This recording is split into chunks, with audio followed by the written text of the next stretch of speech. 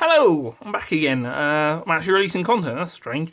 But yeah, so I got sent a deck profile by a friend of Mr. Yugi Penguin's Divine Monarch deck profile. So this isn't an original idea or anything like that. But I had some criticisms on it because I didn't think it was necessarily the most competitive build, and I was challenged to, in fact, come up with a better one. So here we go. This is Divine Monarchs, as inspired by Mr. Yugi Penguin. If you want to see that original video or videos, feel free to look up his channel. It's all there. I may or may not link it below. There we go. So, starting off, the main part of the deck, 2 Big Blue Boy. This is a 3 tribute monster that its summon cannot be responded to, and you can't negate the summon, which is good. And it can't be targeted at all by anything, which is really, really good. And you can also destroy 2 of your own monsters to Raigeki your opponent's field.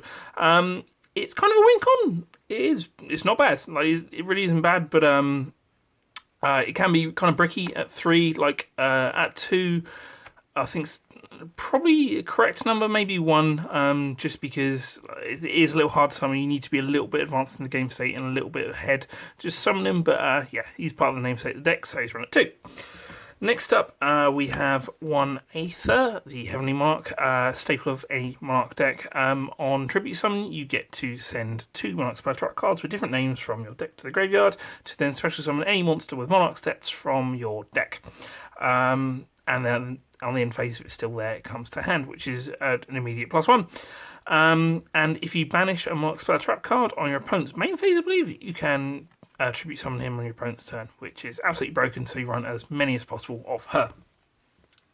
Next up, the first thing I disagreed with was he ran 2 Erebus after changing the ratio. I don't think you can run any less than the maximum number of Erebus. He is 2 parts engine, 1 part amazing, just because he spins any card from hand at random, from the grave or from the field without targeting, and that's amazing. And he has the same effect as Aether. You get to send 2 Monarch Spell Track cards from your deck to the graveyard with different names to activate his effect. He also has a graveyard effect, which does come up quite a bit, especially adding back this, where you get to discard a card as a spell speed to effect, so any time during a player's turn, to then add back any Monarch, so you run the maximum number of him because he's almost a win con, and he's basically the most powerful play left in the deck from the original bit. Next, I have 2 Mega Thestalos. I know that Mr. Yugi Penguin ran this guy, and only ran 1 of them, but I really, really like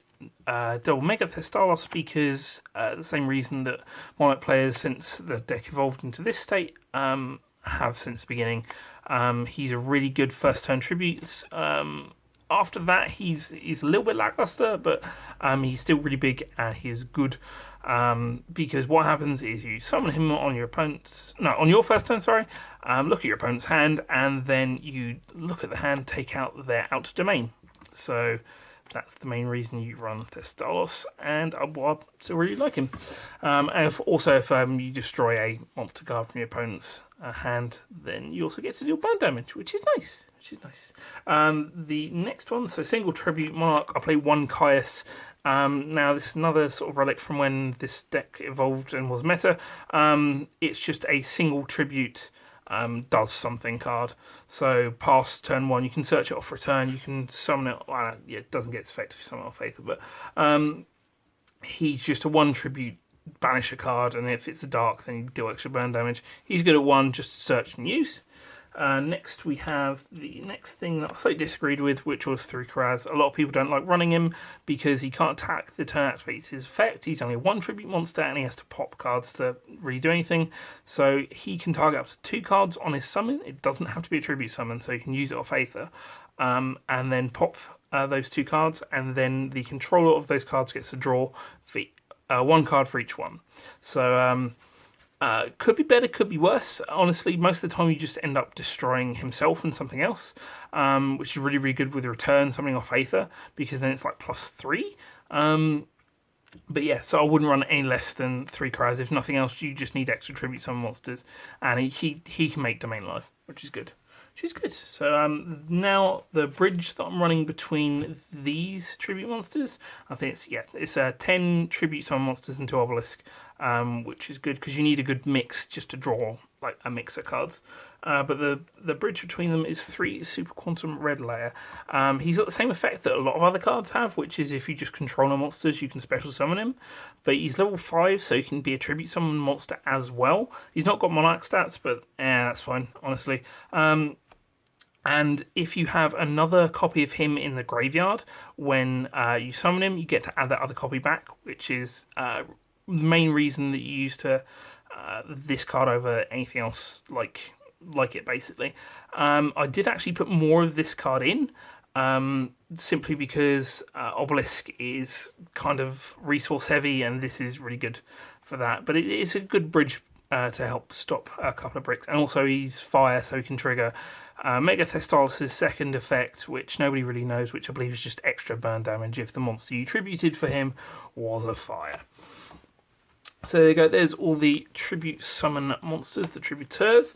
Now time to meet the tributees. This is Adir and Eidos, a staple in any Monarch deck.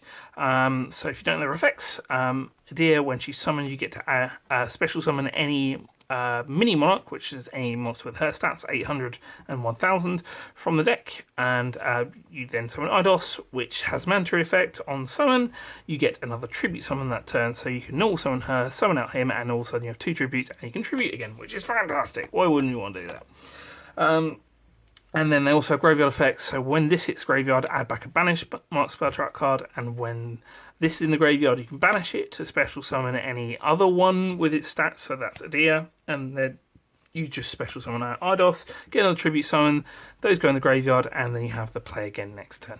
They're amazing, you can't run Monarchs without them. And those are all the monsters. So on to the Monarch spells and traps. Well, spells first. So it's got 3 domain. 3 domain always been amazing. It's got this powerful effect that if you're the only one who controls a tribute summon monster, then you get to Cyclock them, so they can't use their extra deck, which is amazing. As long as you have no extra deck as well, which this deck doesn't run like at all. So yeah, domain is amazing for that, and it's one of the key things about all the Monarch spell and trap cards that I run. Like I don't run stuff like March, which I know that he did, because Obelisk already has his own like inbuilt protection anyway, and like with Monarchs, because they can be kind of bricky, it's a resource game.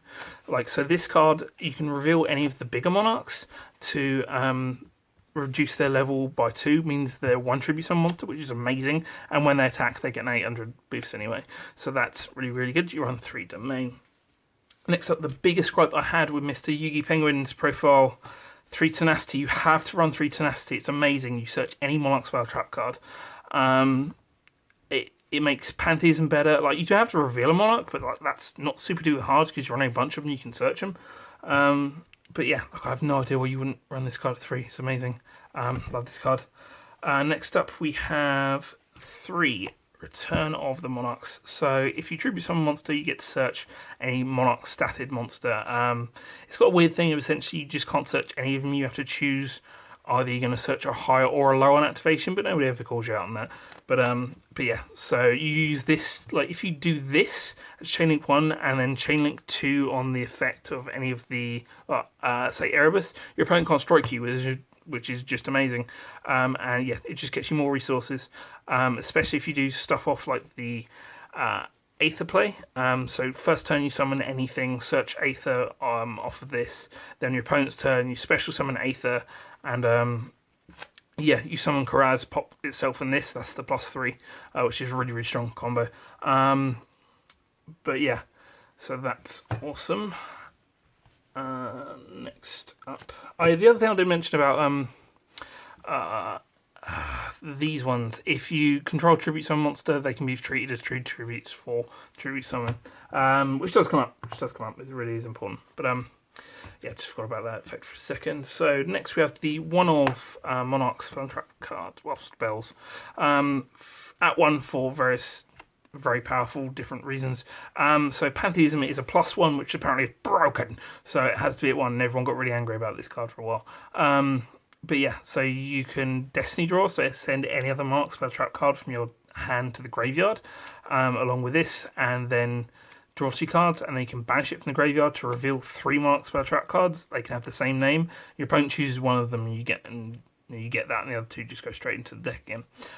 So yeah, it's insane. You have to run it, and then Monarch Stormforth. Just if you would tribute summon that turn, you can use your opponent's monsters. No, it does not target. It's amazing. You run as many of that card as you can. Next up, we have the one of non-Monarch spells and traps. 1 for 1, you get to special summon Adir from the deck, which is amazing. And then you have Rota, which searches Adir from the deck. And then you have Foolish Burial, which then sends Adir from the deck to the graveyard.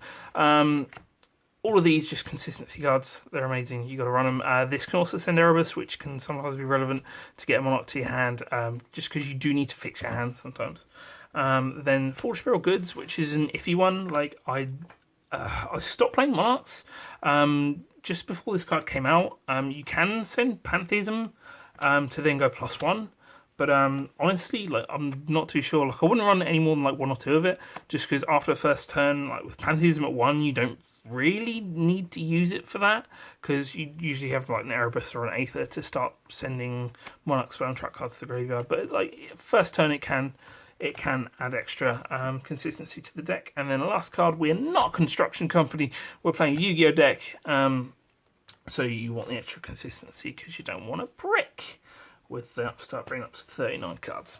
Then last card, you should not be surprised to see this card at 3, is 3 of the Prime Monarch.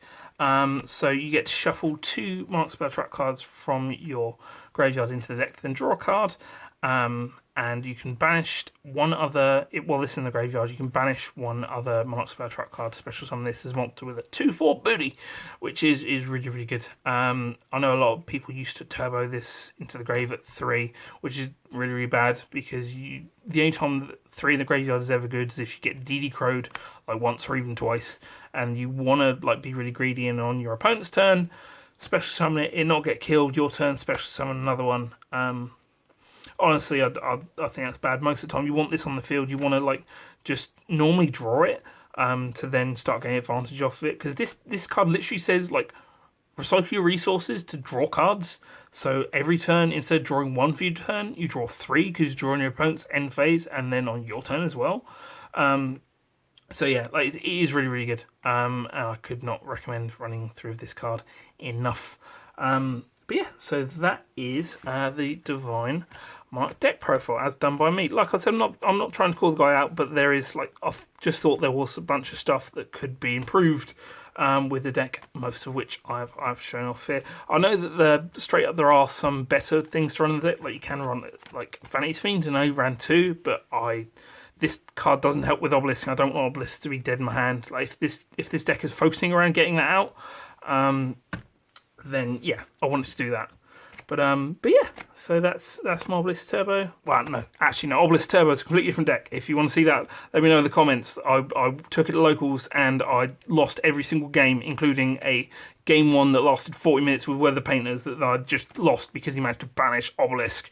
But yeah, do let me know. Cool. Well, thanks very much. Cheers for watching, and ta-da!